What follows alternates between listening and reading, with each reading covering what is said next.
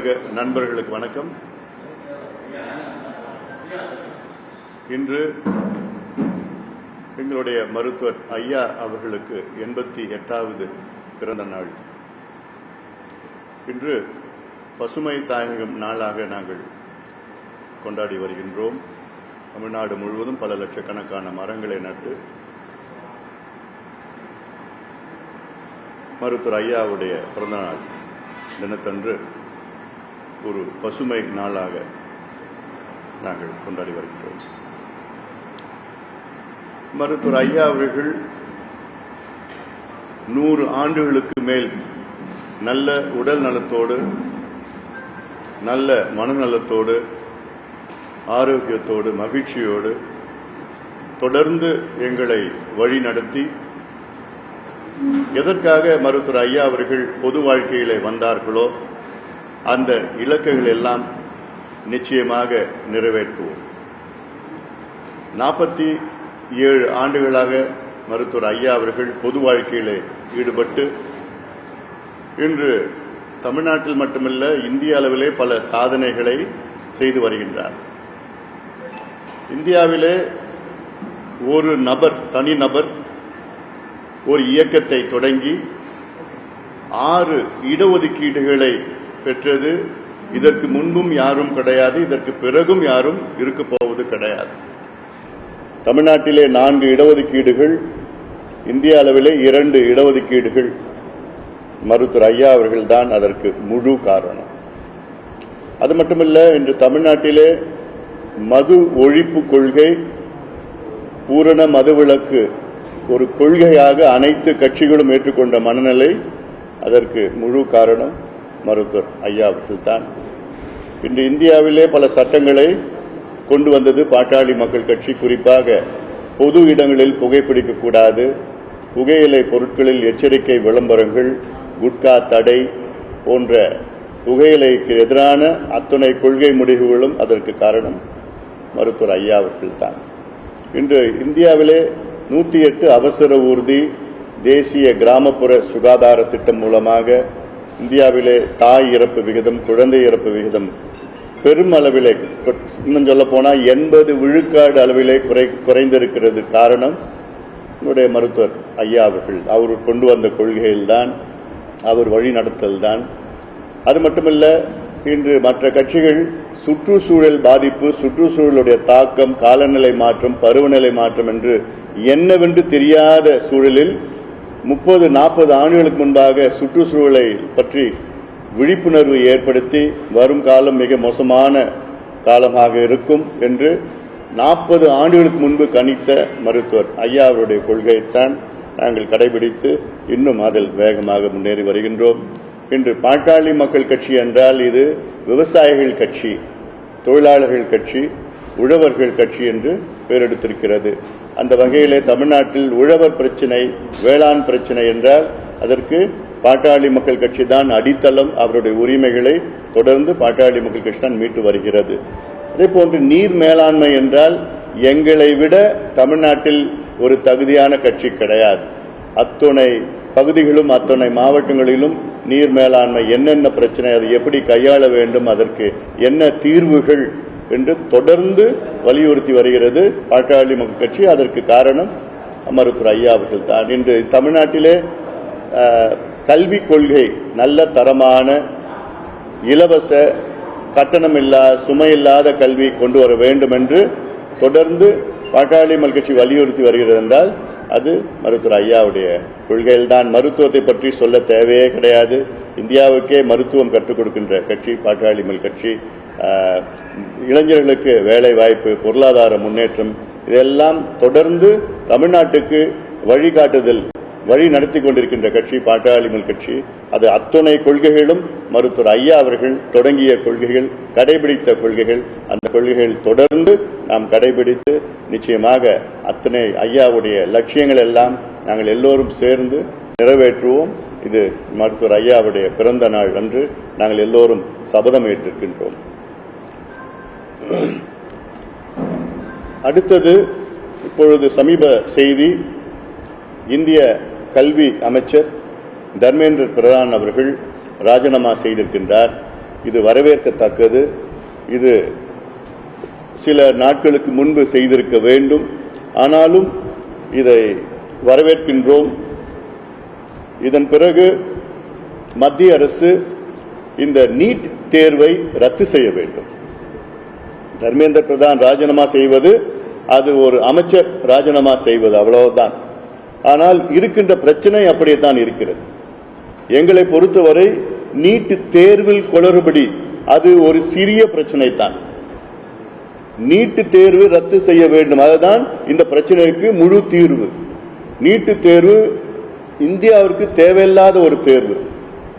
காரணம், இது தகுதியான மருத்துவர்களை உருவாக்கவில்லை. இது முழுமையாக மருத்துவ படிப்பை வணிகமயமாக்கி கமர்ஷியலைசேஷன் ஆஃப் மெடிக்கல் எஜுகேஷன். அதாவது இன்னைக்கு தேர்வுல இந்தியாவில் எவ்வளவு தேர்வு இருக்கு, ஐஐடி, ஜிஎல் அப்படிலாம் இருக்கு. ஆனா எல்லாத்திலோட அதிக கமர்ஷியலைசேஷன் பணம் சம்பாதிக்கிற தேர்வு நீட் தேர்வு. கோச்சிங் சென்டர்ஸ் 2 லட்சம் கோடி ரூபாய் ஒரு ஆண்டுக்கும் கொள்ள அடிச்சுட்டு இருக்கிறாங்க நீட் தேர்வுன்னு சொல்லிட்டு. அது கோச்சிங் பயிற்சின்னு சொல்லிட்டு. அது மட்டும் இல்ல, கடந்த ஆண்டு 0 மார்க் எடுத்தவங்களுக்குலாம் பிஜி, எம்டி, எம்எஸ் அப்படிலாம் பிஜி படிச்சுட்டு இருக்கிறாங்க. அப்போ இந்த தேர்வுக்கு ஒண்ணுமே பயனே இல்லை. கிராமப்புற மாணவர்கள் படிக்க முடியல, பணம் வச்சிருந்தா தான் படிக்க முடியும். அப்படி ஒரு தேர்வு. இது இல்லாமல் கிட்டத்தட்ட 400 பிள்ளைகள் மாணவிகள் கடந்த 10 ஆண்டுகளில் தற்கொலை செய்திருக்கின்றார்கள். தமிழ்நாட்டில் மட்டும் கிட்டத்தட்ட 45-50 பிள்ளைங்க தற்கொலை பண்ணிருக்கிறாங்க. ஒரு தேர்வு தற்கொலைக்கு தூண்டுவது என்றால் அந்த தேர்வே தேவையில்லை. இது மிகப்பெரிய ஒரு மோசடி. அப்புறம் பாத்தீங்கன்னா எப்பவுமே அந்த நீட் தேர்வுடைய கொஸ்டின் ஷீட் அதுல லீக் பண்ணிட்டு ஒவ்வொரு வருஷமும் நடக்குது. இந்த வருஷம் தான் கண்டுபிடிச்சிருக்காங்க, வெளியில வந்திருக்கு செய்தி. ஒவ்வொரு ஆண்டும் நடைபெற்று தான் வந்துட்டு இருக்குது. அப்போ ஒரு ஃபுல் ப்ரூஃபா ஒரு எக்ஸாம் அது ஒரு கமர்ஷியலைசேஷன் ஆஃப் மெடிக்கல் எஜுகேஷன். தரம் இல்லாத டாக்டருங்க வராங்க, எவ்வளவு குழந்தைங்க எல்லாம் இறக்குறாங்கன்னா, தற்கொலை பண்ணிக்கிறாங்கன்னா, அப்ப இந்த தேர்வே வேண்டாம். ஒவ்வொரு மாநிலத்திற்கும் விட்டுடணும். அவங்க கொள்கைக்கு ஏற்ப அது தேர்வு நடத்தி போட்டோம். உங்களால் நடத்த முடியல அது வேற. ஆனா கிராமப்புற மாணவர்களுக்கு சமூக நீதிக்கு எதிரானது. பணம் வச்சிருந்தா படிக்கலாம். 590 மார்க் வாங்கிக்கிட்டு ஒரு பையன் படிக்க முடியல, ஏன்னா அவங்க அப்பா விவசாயி.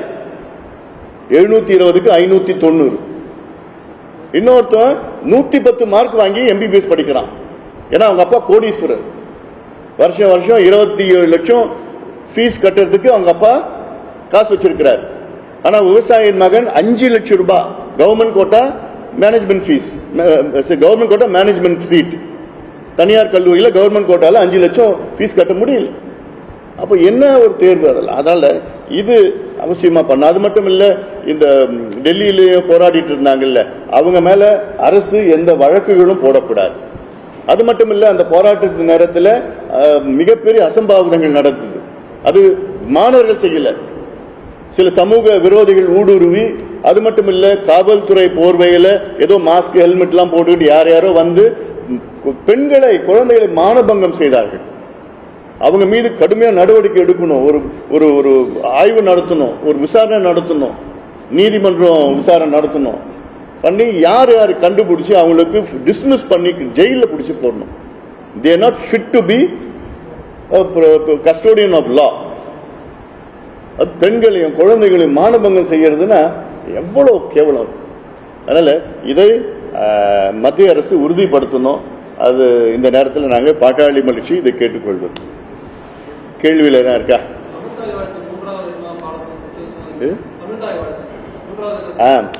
இப்போ மனோன்மணி பல்கலைக்கழகத்தில் அதுல பாத்தீங்கன்னா இப்போ அங்க இருக்கிற துணைவேந்தர் ஒரு சுற்றறிக்கை, அந்த சுற்றறிக்கையில நம்முடைய தமிழ்தாய் வாழ்த்து 3வது இடத்துல தான் பாடப்படும் என்று ஒரு அறிவிக்கை வெளியிட்டிருக்கின்றது. இது வன்மையாக கண்டிக்க வேண்டும். இது தமிழ்நாடு. ஆளுநர் அவருடைய அலுவலகத்திலிருந்து வந்தாலும் தமிழ்நாடு மரபுகள் வைத்துத்தான் இதை நடைமுறைப்படுத்த வேண்டும். இது இன்னொன்னு, சமீபத்தில் பாத்தீங்கன்னா மத்திய உள்துறை அமைச்சகம் ஒரு அறிவிக்கை வெளியிட்டது. அந்த அறிவிக்கைப்படி அந்தந்த மாநிலத்தில் எது முதன்மை மொழியோ, எது முதன்மை பாடலோ அதை நீங்கள் அந்த நடைமுறைப்படுத்தலாம் என்று, அந்த பாடலில் நீங்க ஒழிக்க வைக்கலாம் என்றெல்லாம் ஒரு அறிக்கை வந்திருக்குது. அதன் பிறகு ஆளுநர் இதை அழுத்தம் கொடுப்பது இது தவறு, இது செய்யக்கூடாது. இது தேவையில்லாம அரசியல் பண்ணாதீங்க. தமிழ்நாட்டுக்குன்னு ஒரு மரபு இருக்கு, ஒரு வழிகாட்டுதல் இருக்கு. மத்திய உள்துறை அமைச்சர்களும் அந்த வழிகாட்டுதல் சொல்லியிருக்கிறாங்க, அதன்படி நடந்துக்கணும். அதனால இது தமிழ்நாட்டு மக்களை அவமதிக்கின்ற ஒரு செய்தியா நான் பாக்குறேன், செயலா நான் பாக்குறேன். நான் தமிழக மக்களை அவமதிக்கின்ற ஒரு செயலா நான் பாக்குறேன். நான் இது ஆளுநரும் இது புரிஞ்சுக்கணும். இது அரசியல் இல்லை. இதெல்லாம் நீங்க உங்க ராஜ்பவன்ல நடத்திக்கீங்க, உங்களுக்கு எப்படி வேணுமோ நடத்திக்கீங்க, அதுவே தப்பு. அது தமிழ்நாட்டில் நடத்துகிற ராஜ்பவன் தமிழ் வழியில மரபுகள் பண்ணணும். நீங்க மற்றவங்க யாரும் கட்டாயப்படுத்தக்கூடாது. அதனால இது தவறான போக்கு, இதை திருத்திக் கொள்ள வேண்டும். தமிழ் தாய் வாழ்த்து தான் முதல் பாடலாக அதை ஒலிக்க வேண்டும். அந்த கான்வெகேஷன்லயோ எந்த அரசு விழாவிலோ அதான் ஒலிக்கணும். இது மிக தவறான ஒரு முடிவா நான் பார்க்கிறேன். நான் ஏன்னா முதலமைச்சர் அவர்கள், தமிழக முதலமைச்சர் அவர்கள், மாண்புமிகு திரு விஜய் அவர்கள் ஆகஸ்ட் 3ஆம் தேதி கர்நாடகா செல்லக்கூடாது. அங்கே சென்று மேகதாது சம்பந்தமாக கர்நாடக முதலமைச்சர் DK சிவகுமாரோடு பேச்சுவார்த்தை நடத்தக்கூடாது. இது டிவிகே பிரச்சனை கிடையாது, இது தமிழ்நாட்டு பிரச்சனை. தமிழ்நாட்டில் உள்ள அனைத்து கட்சிகளை அழைத்து ஒருமித்த கருத்து உருவாக்கி அதற்கேற்ப நடவடிக்கைகள் தமிழக அரசு ஈடுபட வேண்டும். ஏன்னா மேகதாதுவே நம்ம ஏத்துக்கல, பிறகு எதுக்கு மேகதாது சம்பந்தமா பேச்சுவார்த்தை நடத்தணும்? இது கர்நாடகாவுக்கு தான் சாதகமா இருக்கும். மேகதாதுவே நான் ஏத்துக்கல, பிறகு எதுக்கு நான் பேச்சுவார்த்தை எதுக்கு போகணும்? அனைத்து கட்சி கூட்டி பிரதமரை போய் சந்திக்கலாம். அனைத்து தலைவர்கள், அனைத்து சட்டமன்ற நாடாளுமன்ற உறுப்பினர்கள் பிரதமரை சந்திச்சு அழுத்தம் கொடுக்கலாம். நீங்க கர்நாடகாவிலிருந்து DPR அவங்க செயல்படுத்த தடை செய்யுங்க. இந்த மேகதாது அணைக்கு DPR டீடைல் ப்ராஜெக்ட் ரிப்போர்ட், விரிவான திட்ட அறிக்கை வேகமா தயார் செஞ்சுட்டு இருக்கிறாங்க. அதை தடை பண்ணுங்க. அது பிரதமர் தடை பண்ணலாம், நீர்வளத்துறை மத்திய அமைச்சர் தடை பண்ணலாம். அதுதான் இன்னைக்கு செய்யணும். தவிர பேச்சுவார்த்தையில் என்ன பேச்சுவார்த்தை? கர்நாடகா அடாவடியா நாங்க கட்டியே தீருவோம்னு அங்க முதலமைச்சர் சொல்லிட்டு இருக்கிறாரு. அவர்கிட்ட போய் நம்ம என்ன பேசுறது? ஏற்கனவே சட்டமன்றத்திலே ஒரு தவறான ஒரு திருத்தம் தீர்மானம், திருத்தப்பட்ட தீர்மானம். அந்த தீர்மானத்தில் திருத்தம் என்னன்னா மேகதாது நடுவர் மன்றம் அமைக்கலாம்னு ஒரு திருத்தம் கொண்டு இருக்காங்க, அமெண்ட்மெண்ட். அதுவே தப்பு. மேகதாது ஏத்துக்காத போது அப்புறம் அதுக்கு நடுவர் மன்றம் எப்படி நம்ம ஏத்துக்க போறோம்? அதுக்கு பேச்சுவார்த்தை எப்படி நம்ம ஏத்துக்க போறோம்? அதனால எந்த வகையிலையும் மேகதாது சம்பந்தமா பேச்சுவார்த்தை நடைபெறக்கூடாது. காவிரியில தண்ணி விடுறீங்களா? அந்த பேச்சுவார்த்தை 2 நாளுக்கு முன்பு டெல்லியில நடந்தது. காவிரி மேனேஜ்மெண்ட் போர்டு கூட்டம் டெல்லியில நடந்து 2 நாளுக்கு முன்பு. கர்நாடகாவில் இன்னைக்கு 62 TMC தண்ணி அவங்க டேம்ல வச்சிருக்கிறாங்க. ஆனா நமக்கு 1 TMC கூட கொடுக்க மாட்டாங்க. நம்ம டேம்ல தண்ணி கிடையாது, குடிக்கிறது தண்ணி இல்லை. இப்போ 62 TMC தண்ணிக்குள்ள வச்சிருக்கிற கர்நாடகா ஆக்சுவலா பார்த்தா ஜூன் மாசம் எவ்வளவு கொடுத்திருக்கணும்? உச்சநீதிமன்ற இறுதி தீர்ப்பு படி ஜூன் மாசம் 9.9 TMC தண்ணி வழங்கியிருக்கணும் கர்நாடகா தமிழ்நாட்டுக்கு காவிரி மூலமாக. எவ்வளவு கொடுத்திருக்காங்க? 2.9 TMC. ஜூலை மாசம் 32 TMC கொடுத்திருக்கணும். இன்னும் ஜூலை மாசம் இப்ப முடிய போகுது, இன்னும் ஒரு 5 நாள் தான் இருக்கு. இன்னைக்கு வரைக்கும் எவ்வளவு கொடுத்தாங்க? ஒண்ணுமே இல்லை. இப்ப 2 TMC 3 TMC இருக்க போகுது. அப்ப 32 TMC கொடுக்க வேண்டிய கர்நாடகா இன்னைக்கு 62 TMC தண்ணி இருக்குது. அங்க எங்க கிட்ட தண்ணி இல்ல, ஒரு சொட்டு தண்ணி கூட நாங்க கொடுக்க மாட்டோம்னு சொல்ற கர்நாடகா கிட்ட போய் எப்படி பேசுவீங்க? எதுக்கு பேச்சுவார்த்தை? இப்பவே ஒரு சூழல்னா இவங்க மேகதாது அணை கட்டின பிறகு அப்ப நினைச்சு பாருங்க. இன்னைக்கே தண்ணி விட முடியாதுன்னு சொல்ற கர்நாடகா நாளைக்கு மேகதாது அணை கட்டிட்டாங்கன்னா அந்த ஒரு வர சொட்டு தண்ணி கூட வராது. அதனால இது உறுதியா இதை ஒரு நல்ல, அதாவது தமிழக அரசு இந்த காவிரி பிரச்சனை, இந்த மேகதாது பிரச்சனையை ஒரு மிக ஒரு தைரியமா கையாளணும், ஒரு பக்குவமா கையாளணும். இது ஒரு ஏன்னா இது கர்நாடகா கிட்ட அந்த அட்வான்டேஜ் விடக்கூடாது, பேச்சுவார்த்தைன்னு எதுவும் இருக்கக்கூடாது.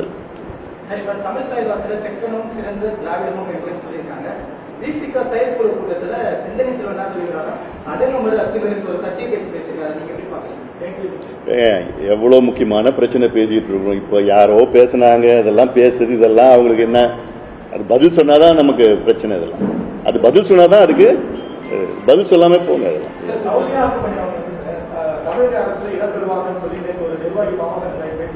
எந்த நிர்வாகி பேசுனது? அவங்க மேல நடவடிக்கை எடுக்கிறேன் நான். அப்படி யாராவது பேசியிருந்தாங்கன்னா அவங்க நடவடிக்கை எடுக்கிறேன் நான். அதாவது நாங்க ஒரு நல்ல ஒரு எதிர்கட்சியா செயல்பட்டு இருக்கிறோம். இது எல்லாமே வதந்திகள், 100 விழுக்காடு வதந்திகள். அவ்வளவுதான், ஒரே வார்த்தையில முடிச்சுட்டேன் நான். இதுக்கு மேல கண்ணு காது மூக்குலாம் வச்சு பேசவே வேண்டாம், அதுக்கு அவசியமே கிடையாது. நாங்க நல்லா செயல்பட்டு இருக்கிறோம். மக்கள் எங்களுக்கு பாராட்டிட்டு இருக்கிறாங்க. ஏன்னா ஒவ்வொன்றும் இன்னைக்கு மற்ற கட்சிகள்லாம் குதிரை பேரம், கழுத பேரம், யானை பேரம் பேசிட்டு இருக்கிற நேரத்தில் நாங்க மேகதாது பிரச்சனை இல்ல பள்ளிக்கரணை சதுப்புண்டலும் பிரச்சனை, காவிரி பிரச்சனை, கல்வி பிரச்சனை, நீட் தேர்வை ரத்து பண்ணணும், இப்படி இருக்கிற பிரச்சனை எல்லாம் எடுத்துக்கிட்டு நாங்க மட்டும் அரசியல் பண்ணிட்டு இருக்கோம். தமிழ்நாட்டுக்கு என்னென்ன நன்மைகளோ அத்தனையும் நிச்சயமா எங்கள் மூலமாக நாங்கள் அழுத்தம் கொடுக்கிறோம், போராடிட்டு இருக்கிறோம். அதனால இது இன்னொன்னு, நாங்க சொன்னா தமிழக அரசு அதை கேட்கிற நிலையில எப்படின்னா நல்ல ஒரு திட்டங்கள், ஆக்கப்பூர்வமான திட்டங்களை தான் நாங்கள் முன் வைக்கின்றோம். அதை அவங்க ஏத்துக்கிறாங்க, அவ்வளவுதான். அதனால இப்படி ஆயிடும் அப்படி ஆயிடலாம்.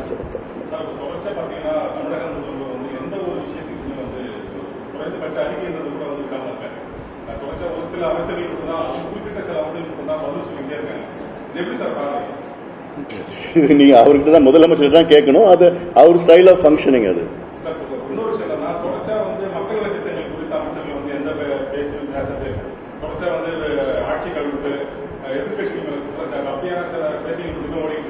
யாரு? நீங்க தான் பேசிட்டு இருக்கீங்க மீடியாவில். உங்க ஊடகத்துல தான் அந்த தினம் விவாதத்துல இவங்க பாவாங்களா, அவங்க கவுந்துருவாங்களா, இப்படி ஆயிடுமா, அப்படி நீங்க தான் பேசுறீங்க. வேற யார் பேசிட்டு இருக்க?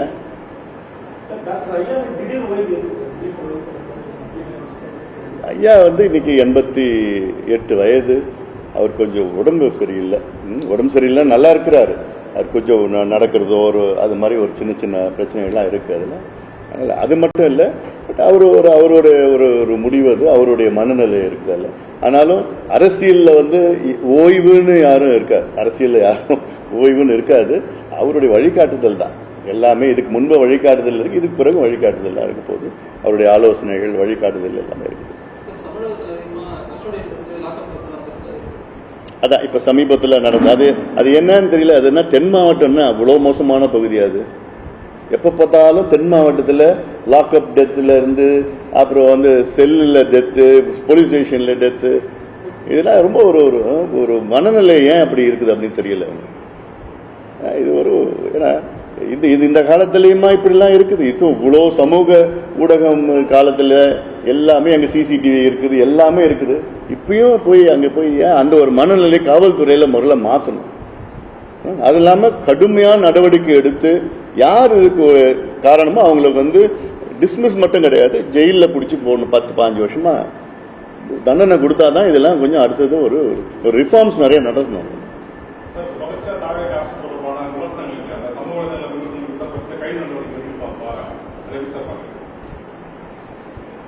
அதாவது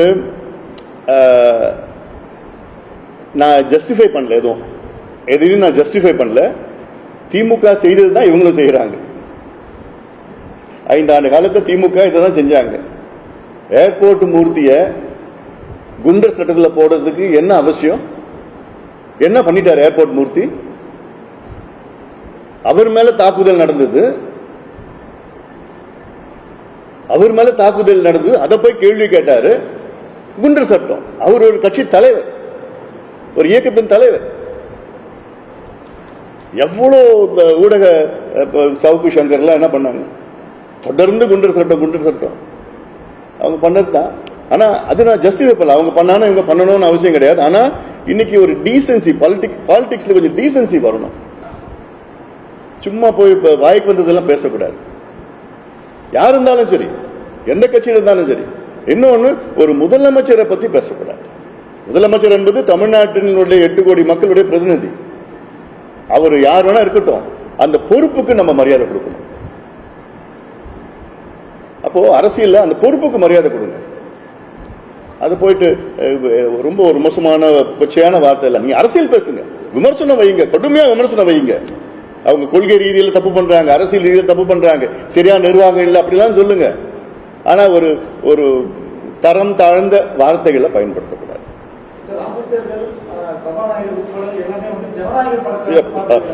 வணக்கம் வணக்கம். முக்கியமான இந்த கனிம வழக்கு, அதாவது கடந்த திமுக ஆட்சியில மேற்கு தொடர்ச்சி மலை, தென் மாவட்டங்களில் உள்ள மேற்கு தொடர்ச்சி மலை பாதி காணும். இந்த வடிவேல் படத்தில் கிணத்தை காணும், அது மாதிரி பாதி மலையை காணும். அவ்வளோ மோசமா காட்ஃபாதர், பல காட்ஃபாதர்கள் தென் மாவட்டத்தில் எவ்வளோ நாங்க போராட்டம் பண்ணோம், எவ்வளோ அழுத்தம் கொடுத்தோம். நாங்க போராட்டம் பண்ண எங்க மேல வழக்கு. ஆனா கேரளாவில் ஆயிரக்கணக்கான கோடி ரூபாய் தமிழ்நாட்டில இருந்து தென் மாவட்டங்கள்ல இருந்து கேரளாவுக்கு கடத்திட்டு போயிருக்கிறாங்க. நான் நேரடியா பார்த்தேன், நான் பார்த்திருக்கிறேன். பெரிய பெரிய இந்த டாரஸ் அதெல்லாம் இன்னும் நடந்துட்டு தான் இருக்கு. இப்போ அமைச்சர் பிரபு அவர்கள் ஒரு மாதத்துக்கு முன்பு வந்து ஆய்வு பண்ணாரு, போனார், வந்தார், பார்த்தாரு. அது வந்து என்னன்னா, அவர் வரதுக்கு முன்பு இந்த செய்தி வந்து அவங்ககிட்ட போயிடுது. அவங்க என்ன பண்ணிடுறாங்க, அந்த லாரிகள்லாம் உள்ள ஊருக்குள்ள நிறுத்திடுறாங்க, மெயின் ரோட்ல எடுத்துட்டு போறது இல்ல. அமைச்சர் வராருன்னு, அமைச்சர் போன பிறகு திரும்பி மெயின் ரோட்ல கூட்டிட்டு போறாங்க. இப்ப அங்க இருந்து இப்போ அங்க தென்காசிக்கு இப்ப இன்னும் கொஞ்சம் வடக்கு வந்திருக்கு. கடத்திட்டு போறது எங்க கடத்திட்டு போறோம். இப்ப என்னன்னா, அதுக்கு என்ன செய்யணும், முதல்ல சிபிஐ விசாரணை நடத்தணும். ஏன்னா இது இன்டர் ஸ்டேட் ப்ராப்ளம். தமிழ்நாடு பிரச்சனை மட்டும்தான் ஒரு இவங்க சிபிசிஐடி எல்லாம் பண்ணலாம். இது Kerala, Tamil Nadu, Karnataka involve, 3 state involve. CBI விசாரணை நடத்தினா கடந்த காலங்களில் யார் எவ்வளவு கடத்திட்டு போய் என்னென்ன பண்ணிட்டாங்க, அவங்க மட்டும் அவங்களோட சொத்துக்களை அவங்க எல்லாத்தையும் ஜப்தி பண்ணி அபராதம் வழங்கி அந்த இப்ப இருக்கிற குவாரியெல்லாம் மூடி இடி என்ன பண்ணணும். ஏன்னா இப்ப ஃபைன் பார்த்தா சும்மா ஒன்னும் இல்லாத ஃபைனை கட்டிட்டு போயிடுறாங்க. ஒட்டுமொத்தமா அதை ஜப்தி பண்ணிடணும். அவங்க ஒட்டுமொத்த சொத்தையும் ஜப்தி பண்ணி அவங்க மேல கைது நடவடிக்கை எல்லாம் பண்ணி அதுக்கு சிபிஐ விசாரணை நடத்தணும். ஒண்ணு. ரெண்டாவது, அமைச்சரும் சரி அவங்களுடைய அதிகாரிகளும் சரி இப்ப இருக்கிற டெக்னாலஜியில எல்லா ரோட்லயும் சிசிடிவி கேமரா வச்சாலே போதும். அது லைவ்ல அமைச்சர் சென்னையில உட்காந்துட்டு பார்க்கலாம் இன்னைக்கு எத்தனை லாரி போயிடுச்சு. இது வந்து ஒரு பெரிய ராக்கெட் சயின்ஸ் கிடையாது. இது அவசியம் பண்ணி யார் எடுத்துட்டு போறா, கணக்கு இருக்குதா, என்ன வருதுன்னு சொல்லிட்டு 2-3 பேரை நீங்க டிஸ்மிஸ் பண்ணா போதும், அவ்வளவுதான். இனிமேல் சரி. அதனால இது இல்லாம இந்த குவாரிகள் எல்லாம் ஆய்வு பண்ணணும். ஏன்னா இந்த குவாரிகளை ஆய்வு பண்ணி அதை முறைப்படுத்தினா தமிழ்நாடு அரசுக்கு ஆண்டுதோறும் 25,000 கோடி ரூபாய் வருமானம் தமிழ்நாடு அரசுக்கு வரும், ஆண்டுதோறும் வரும். அதே போன்று இந்த மணல் கொள்ளை, இந்த மணலை எடுக்க வேண்டாம். மணல் எடுக்கிறது பதிலா தடுப்பணை கட்டுங்க. நீங்க மணல் வந்து மலேசியால இறக்குமதி பண்ணிக்க. எம்சாண்ட் போதுமான அளவுக்கு இருக்குதா, குவாரியெல்லாம் அவ்வளோ ஃப்ரெஷ்ஷாக திறந்து விட்டுட்டாங்களே, எவ்வளோ எம்சாண்ட் இருக்குது. அதனால மணல் நம்ம நிறுத்தணும். அது மணல்ல வந்து யாரும் எடுக்கக்கூடாது.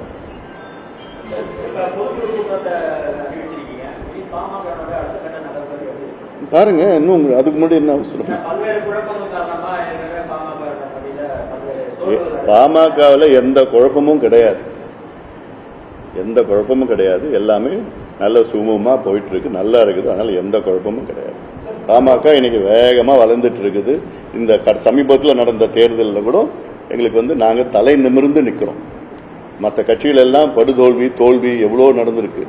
எங்களுக்கு எண்ணிக்கை இல்லைன்னா கூட எங்களுடைய தாக்கம், எங்களால வந்து கூட்டணிக்கு மிகப்பெரிய பலம், நாங்க வெற்றி பெற்றிருக்கிறோம். அதனால நாங்க இன்னைக்கு தலை நிமிர்ந்து நாங்க நிக்கிறோம் தேர்தலில். அந்த வகையில அதுக்கு பிறகும் நாங்க இன்னைக்கு வேகமா இங்க வளர்ச்சி, மிகப்பெரிய வளர்ச்சி எங்களுக்கு பாமகவுக்கு இருக்கு, இன்னும் இருக்கும். போக போக நீ பார்க்க தான் போறீங்க.